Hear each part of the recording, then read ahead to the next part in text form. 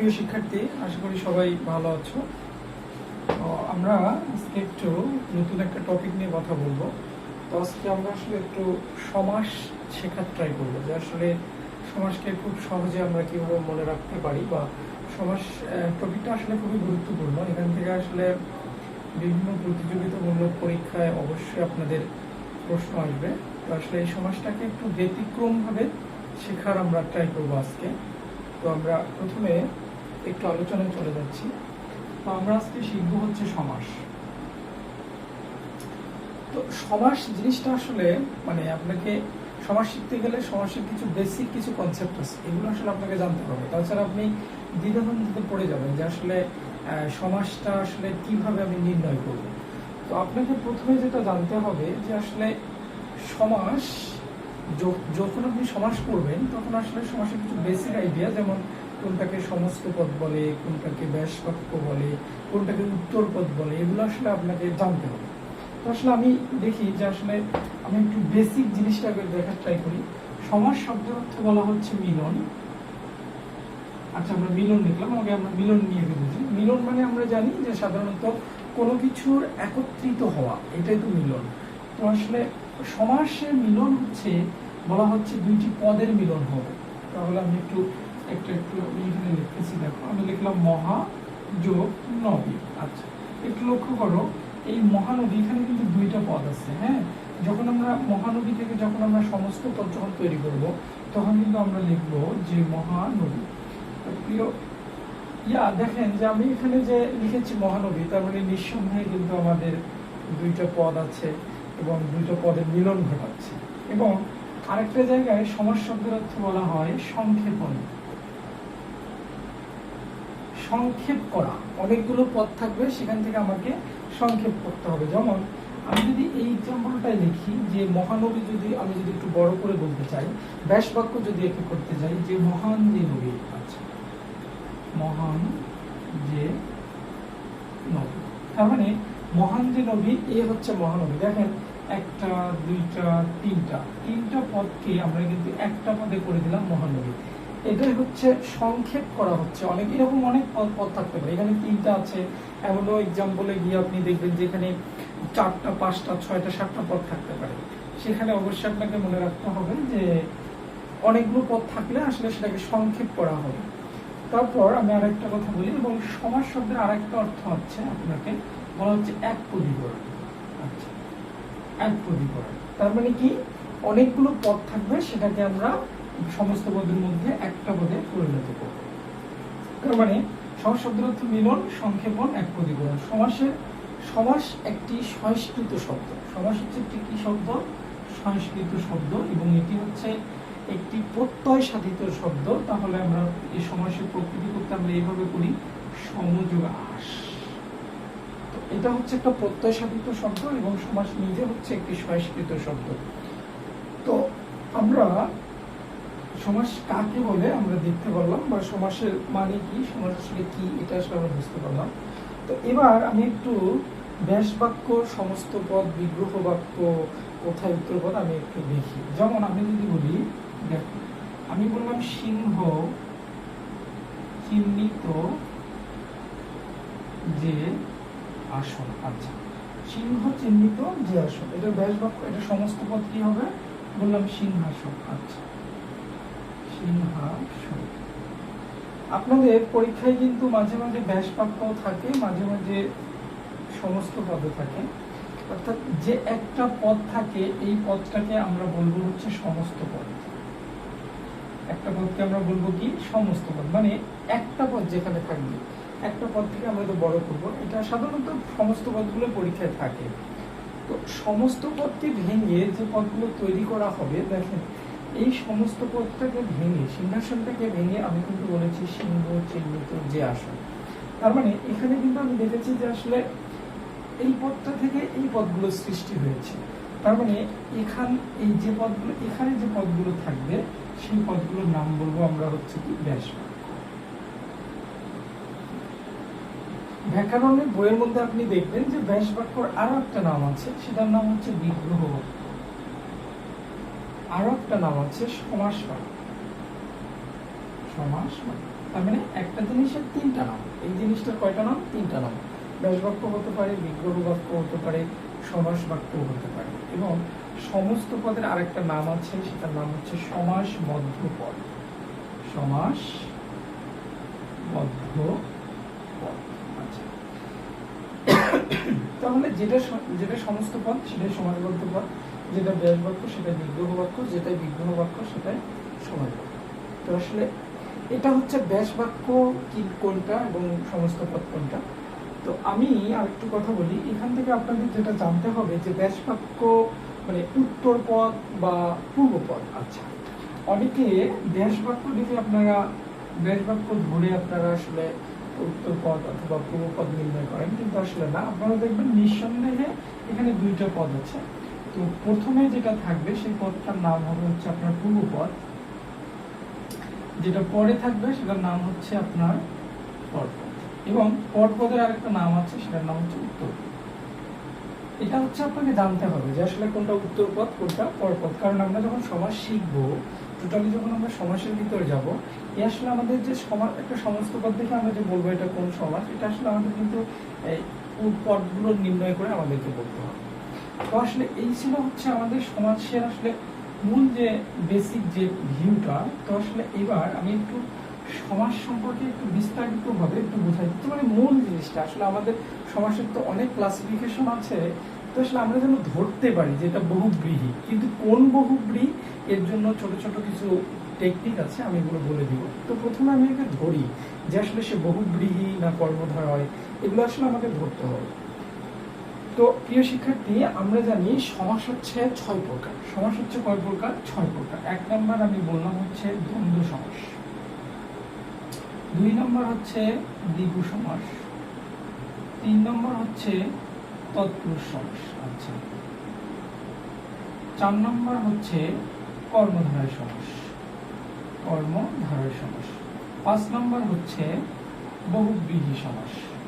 আচ্ছা, 6 নম্বর হচ্ছে আপনার অব্যয়ীভাব সমাস। আচ্ছা, আমি লিখেছি এটা হচ্ছে সমাস হচ্ছে 6 প্রকার। তো আসলে আমরা জানি, আমি তো বলেছি যে সমাসে আরেকটা বিষয় আপনারা মাথায় রাখবেন যে সমাস হতে গেলে তার একটা শর্ত হচ্ছে সমাসের যে কোনো সমস্ত পদে আপনাকে 2টা পদ থাকতেই হবে। যদি সে 2টা পদ না থাকে তাহলে সে সমাস হবে না।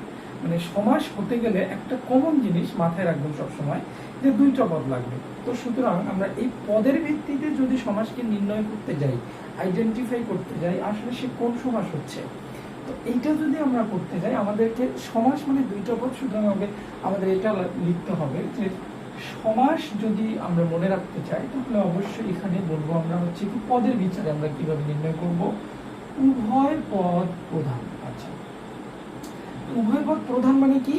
এখানে উভয় পদ বলতে আমি বোঝাচ্ছি যে পূর্ব পদ এবং পরপদ 2টা পদের অর্থে প্রধান থাকবে।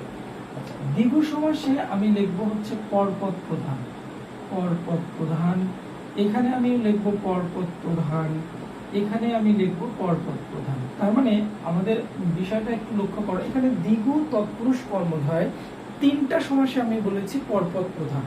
এখন একটা স্টুডেন্ট বা আমাদের মাথায় আমরা যখন পরীক্ষার হলে বসবো তখন আসলে আমাদের মনে হতে পারে যে এক্সাম্পলটাকে তো পরপদ প্রধান পাচ্ছে, আমি দ্বিগু বলবো, তৎপুরুষ বলবো না কর্মধারয় বলবো। এটার জন্য যেটা মাথায় রাখবেন আপনারা, যদি পরপদ প্রধান পায় এবং এখানে যদি একটা সংখ্যা থাকে, মানে সংখ্যা থেকে যদি আপনার পরপদ প্রধান পায় তাহলে কিন্তু এই 2টা না হয়ে সে কি হবে? দ্বিগু হবে। এবং যদি এখানে বিভক্তি পান, আপনি ব্যাস বাক্য পড়তে গিয়ে আপনি যদি বিভক্তি পান তাহলে সেটা তৎপুরুষ হবে, বাট সেটার পরপদ প্রধান পাইতে হবে। কর্মধারয় হচ্ছে যদি সংখ্যা বা বিভক্তি না থাকে, সাধারণভাবে ওই সমস্ত পদটার দ্বারা পরপদের অর্থ প্রধান পাচ্ছে, তাহলে সে কর্মধারয় হবে। আর একটু বলে দেই, বহুব্রীহি সমাসটা হচ্ছে আপনার আলাদা কোনো পদ বোঝাবে, আলাদা। আচ্ছা, আলাদা কোনো পদ মানে এখানে যে পূর্বপদ এবং পরপদ যে থাকবে সেই দুটো না বুঝিয়ে আসলে আলাদা কিছু বুঝালে সেটা হয়ে যাবে হচ্ছে আমাদের বহুব্রীহি পদ, বহুব্রীহি সমাস। অব্যয়ীভাব অবশ্যই এখানে পূর্বপদ প্রধান পাবে, পূর্বপদ প্রধান। এটা আসলে আপনাদের মুখস্থ রাখতে হবে যে আসলে কোনটা সমাসে কোন পদের অর্থ প্রধান পায়।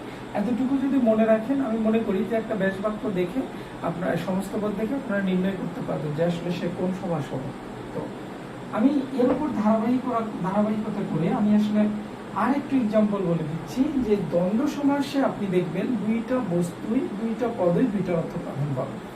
কর্মধারয় সমাসে দুইটা পদ মিলে যদি একটি বোঝায় তাহলে সে কর্মধারায় হয়। কথাটা খুবই গুরুত্বপূর্ণ, আমি আবার বলতেছি, দুইটা পদ এবং দুটি প্রধান পেলে সেটা দ্বন্দ্ব, আর দুইটি পদ মিলে একটি বোঝালে সেটা হচ্ছে আমাদের কর্মধারায়। তো আমরা একটু সমাসের, অনেকের মনে প্রশ্ন থাকতে পারে যে দাদা আসলে ব্যাস বাক্যগুলো কি হবে। তো সে ব্যাস বাক্যগুলো খুবই সহজ, আমরা যখন শিখবো ব্যাস বাক্য এমনিতেই হয়ে যাবে, কারণ এটা আপনার প্র্যাকটিসের উপর ডিপেন্ড করবে যে আসলে ব্যাস বাক্য আইডেন্টিফিকেশন কিভাবে করতে হয়।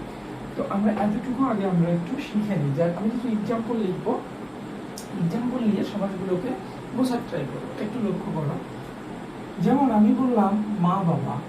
আচ্ছা মা, আচ্ছা আমি বলেছি সমাস হতে গেলে দুইটা পদ লাগবে, তার মানে এখানে মা যদি আমি দিই তাহলে কিন্তু সে সমাস হবে না, এর সাথে আমাকে আর একটা পদ দিতে হবে অবশ্যই বাবা, কারণ তাহলে সমাস হবে। আচ্ছা আমি যদি বলি সিংহাসন, আচ্ছা সিংহাসন, এখানে কিন্তু দুইটা পদ আছে, একটা হচ্ছে সিংহ আর একটা হচ্ছে আসন, তার মানে এর সমাস হবে।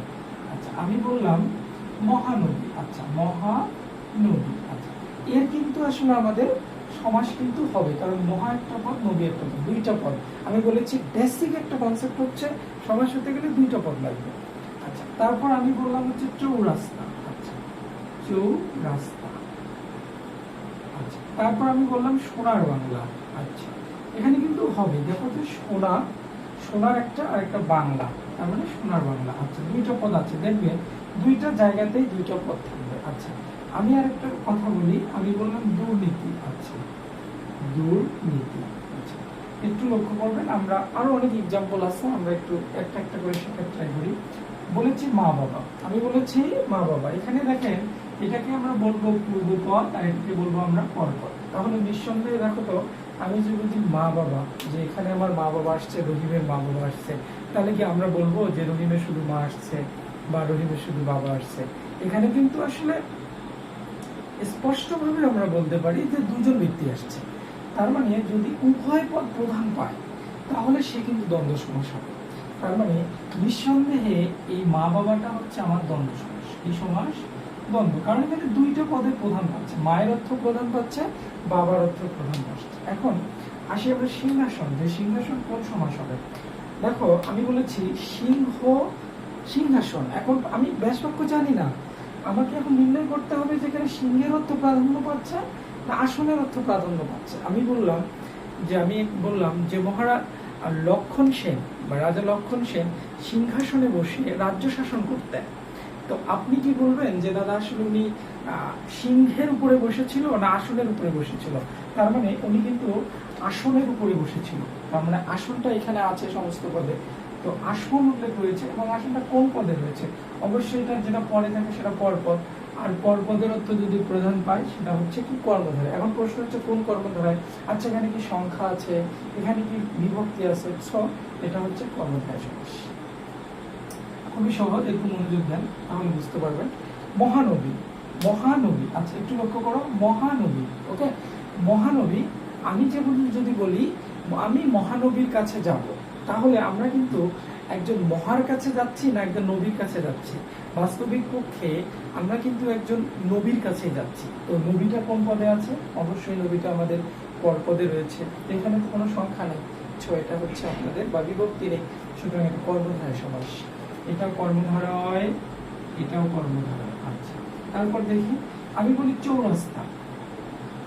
আচ্ছা আমি তোমার জন্য চৌরাস্তায় দাঁড়িয়েছিলাম অনেকক্ষণ, 2 ঘন্টা আমি তোমার জন্য চৌরাস্তায় দাঁড়িয়েছিলাম। তা আপনি কি বলবেন যে দাদা আপনি 4-এ দাঁড়াইছিলেন? চৌ কিন্তু একটা সংখ্যা, চৌ বলতে 4 বোঝাচ্ছে। আপনি কি বলবেন দাদা আপনি 4-এ দাঁড়াইছিলেন, বা কি বলবেন যে দাদা আপনি ইয়েতে দাঁড়াইছিলেন বা রাস্তায় দাঁড়াইছিলেন? হ্যাঁ অবশ্যই আমি রাস্তায় দাঁড়িয়েছিলাম, আর রাস্তাটা অবশ্যই পরপদে আছে, কিন্তু চৌরাস্তা বলতে আমরা কোনটা জিনিসকে বুঝছি? পরেরটাকে বুঝতেছি, এবং এখানে কি অবশ্যই একটা সংখ্যা আছে, সংখ্যা প্লাস পরপদ, সংখ্যা প্লাস পরপদ হলে সেটা কি সমাস? অবশ্যই দ্বিগু সমাস। আচ্ছা তারপর আমি বললাম সোনার বাংলা। সোনার বাংলা বলতে কিন্তু আমরা এই বাংলাটাকে বুঝি, অবশ্যই সোনার বাংলা।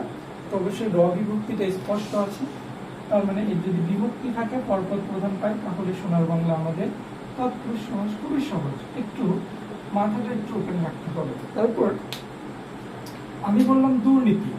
আচ্ছা, তোমাকে যদি বলি যে তুমি নীতিবান অফিসার, তার মানে তোমার মধ্যে কিন্তু নীতি আছে।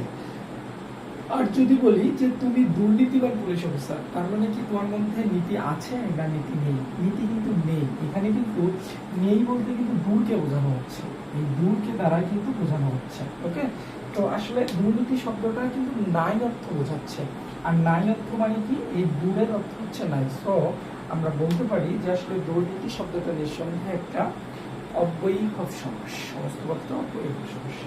এরকম আমি বহুব্রীহি সমাস বলি, যেমন আমি বললাম গায়ে হলুদ। আমি বলেছি আলাদা কিছু বোঝাবে। আচ্ছা, গায়ে হলুদ, আপনি যদি বলেন যে গায়ে হলুদ বলতে আপনি আমার গায়ে হলুদে আসেন, তা আপনি কি আমার গায়ে আসবেন না হলুদে আসবেন? হ্যাঁ, আপনি গায়ে হলুদে আসবেন, কিন্তু আমার একটা অনুষ্ঠান হচ্ছে গায়ে হলুদের নাম, যে এই অনুষ্ঠানের মধ্যে কিন্তু আমরা সবাই যাব। সো আমরা এটা বলতে পারি যে গায়ে হলুদ বলতে অ্যাকচুয়ালি আমরা কোনো কিছু গা বা হলুদকে বোঝাবো না, এখানে গায়ে হলুদ বলতে একটা আলাদা অনুষ্ঠানকে বোঝাচ্ছি নিঃসন্দেহে। সো আমরা তাহলে এইটা জিনিসকে আমরা এখানে কি কোনো অনুষ্ঠানের নাম উল্লেখ আছে? কিন্তু না, এখানে হচ্ছে একটা গায়ে আর একটা হলুদ। কোনো ক্রমে সমস্ত পদে যে পদ দুটো উপস্থিত থাকবে, সেই পদ দুটো না বুঝিয়ে যদি আলাদা কোনো পদ বুঝায়, তাহলে সেটা অবশ্যই আপনাদের হবে বহুব্রীহি সমাস। তো এটা হচ্ছে আপনাদের বহুব্রীহি সমাস। এরকম হতে পারে মুখে ভাত। কি হতে পারে? মুখে ভাত। মুখে ভাত দেওয়া হয় যে অনুষ্ঠানে, আলাদা কিছু বোঝাচ্ছে। যেমন হতে পারে চৌচালা, চৌচালা, চৌবাচ্চা। এই যে চৌচালা বলতে মনে হতে পারে যে সংখ্যা আছে, চালের অর্থ বোঝাচ্ছে না, এটা চৌচালা বলতে আপনার বাসার ঘরকে বোঝায়। তো এরকম আরো আছে, যেমন আমি যদি বলি, যেমন আমি আপনাকে বললাম যে দেখেন, আমি বললাম চাল কুমড়া, চাল কুমড়া। এখন যদি আপনি বলেন যে এটা কোন সমাস হবে, হ্যাঁ একটু লক্ষ্য করি, চাল একটা কুমড়া একটা, দুইটা পদ আছে। এখন আমাকে নির্ণয় করতে হবে যে আসলে এটা কোন সমাস হবে। আমি যদি এখন বলি, দেখো এখানে আমি সুন্দর করে কিন্তু লিখে দিচ্ছি যে চাল কুমড়া কোন সমাস হবে। এখন কেউ যদি, তোমরা যদি দোকানের কাছে গিয়ে বলো যে আমাকে চাল কুমড়া দেন, অ্যাকচুয়ালি উনি কিন্তু একটা কুমড়া দিবে আপনাকে, আপনাকে কিন্তু চাল দিবে না। তো নিঃসন্দেহে আমরা বলতে পারি দুইটা মিলে যদি একটা হয়, তাহলে সেটা হচ্ছে কর্মধারায়, এবং এ কিন্তু পরপদের অর্থে প্রধান পাচ্ছে। ঠিক আছে, এরকম যেমন আমি যদি আরো বলি আপনাদের, যেমন আমি বললাম ত্রিফলা। ত্রিফলা মানে তিনটা ফলের সমাহার। ওকে, তো এখানে কিন্তু আপনাকে অবশ্যই তিনটা ফলের সমাহার মানে কি, যে তিনটা ফল আছে এমন কিছুকে বোঝানো হচ্ছে। সো আমরা বলতে পারি যেটা আসলে আপনাদের তিনটা ফল মানে সংখ্যা প্লাস পরপদের অর্থ প্রদান পাচ্ছে, এটা হচ্ছে দ্বিগু সমাস। ওকে, তো এরকম আরো হতে পারে, যেমন আমি বললাম নিরামিষ। অনেক এক্সাম্পল আছে। নিরামিষ তার মানে কি, আমিষের অভাব। নিরামিষ শব্দটার দ্বারা কিন্তু অভাব বোঝায়। কিসের অভাব? আমিষের অভাব। এখানে নিরের অর্থ প্রধান পাচ্ছে, সুতরাং এটা হচ্ছে অব্যয়ীভাব সমাস। ওকে, ঠিক আছে। তো প্রিয় শিক্ষার্থী, এটা ছিল হচ্ছে সমাসের বেসিক আলোচনা। তো আমরা পরবর্তীতে পর্যায়ক্রমে যতগুলো সমাস আছে সবগুলোর ব্যাখ্যা নিয়ে আসব। তো আশা করি সবাই আমার চ্যানেলটিকে একটু সাবস্ক্রাইব করবেন, করে পাশে থাকবেন, এবং আমার যে ভিডিওগুলো আসবে আশা করি আপনাদের উপকারে আসবে। তো এতটুকু বলে আজকে শেষ করছি। ধন্যবাদ।